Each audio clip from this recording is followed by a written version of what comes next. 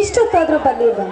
ಈ ಹುಡುಗರಿಗೆ, ಈಗಿನ ಕಾಲದ ಹುಡುಗರಿಗೆ ನಮ್ಮಂತ ಹುಡುಗಿಯರನ್ನ ಕಾಯಿಸೋದು ಅಂದ್ರೆ ಒಂಥರ ಥ್ರಿಲ್ ಇದ್ದ ಹಾಗೆ. ಅಲ್ಲ, ನಾವೇ ಒಂದ್ ವೇಳೆ ತಡವಾಗಿ ಬಂದ್ರೆ ನನ್ನ ಜೊತೆ 2 ದಿನ ಮಾತೇ ಬಿಡ್ತಾರೆ. ಇಷ್ಟೊತ್ತಾದ್ರೂ ಬರ್ಲಿಲ್ವಲ್ಲ?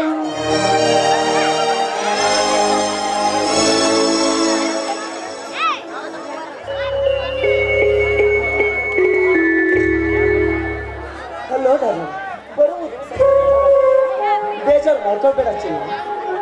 ಸಾಕು, ನಿಲ್ಲಿಸಿ ನಿಮ್ಮ ಮಾತನ್ನ. ಅಲ್ಲ, ನನ್ನನ್ನ ಬೇಗ ಸಿನಿಮಾಗೆ ಕರ್ಕೊಂಡು ಹೋಗ್ತೀನಿ ಅಂದವರು ಇಷ್ಟೊಂದು ತಡವಾಗಿ ಬಂದಿದ್ರಲ್ಲ, ಬೇಜಾರಾಗದೇ ಇರುತ್ತಾ? ಅದು ಆಗಲ್ಲ ಸುಮ್ಮನೆ.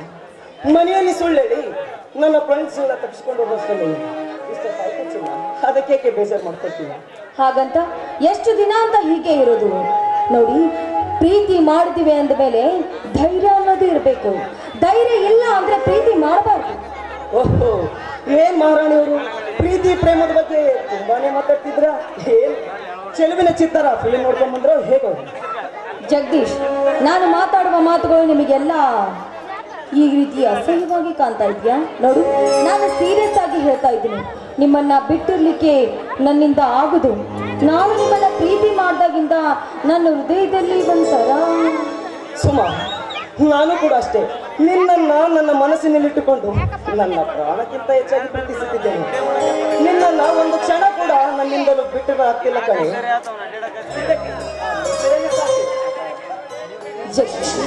ಈ ಪ್ರೀತಿಯನ್ನ ಕಂಡು ಹಿಡಿದವರು ಯಾರು? ಸುಮಾ, ಕೋಗಿಲಿಗೆ ಹಾಡುವುದನ್ನು ಕಲಿಸಿದ ಗುರು ಯಾರು? ಕಾಮನ ಬಿಲ್ಲಿಗೆ ಆ 7 ಬಣ್ಣಗಳನ್ನು ತುಂಬಿದ ಕಲೆಗಾರ ಯಾರು? ಹೂವಿಗೆ ಪರಿಮಳವನ್ನು ತುಂಬಿದವರ್ಯಾರು? ಅವರೇ ಈ ಪ್ರೀತಿ ಪ್ರೇಮವನ್ನು ಕಂಡುಹಿಡಿದವರು. ಜಗದೀಶ್, ಅವರು ಯಾರೇ ಆಗಲಿ, ಅವರಿಗೆ ನನ್ನ ಕಡೆಯಿಂದ 100 ಕೋಟಿ ನಮನಗಳು. ಸುಮಾ, ಈ ಪ್ರೀತಿ ಪ್ರೇಮ ಒಂದು ದೊಡ್ಡ ಸಮುದ್ರ. ಅದು ಆ ದೇವರು ಕೊಟ್ಟ ವರದನ. ಅದನ್ನು ತಪ್ಪಾಗಿ ತಿಳಿದುಕೊಂಡವರಿಗೆ ನನ್ನಲ್ಲಿ ಉತ್ತರವಿಲ್ಲ ಸುಮಾ, ನನ್ನಲ್ಲಿ ಉತ್ತರವಿಲ್ಲ. ಆಹಾ, ಎಂತ ಮಾತಾಡ್ತಾ ಇದ್ರೆ ಜಗದೀಶ್. ನಿಮ್ಮ ಮಾತುಗಳನ್ನ ಕೇಳ್ತಾ ಇದ್ರೆ ನನ್ನ ಹೃದಯದ ಬಡಿತ ಏನನ್ನತ್ತೆ ಗೊತ್ತಾ?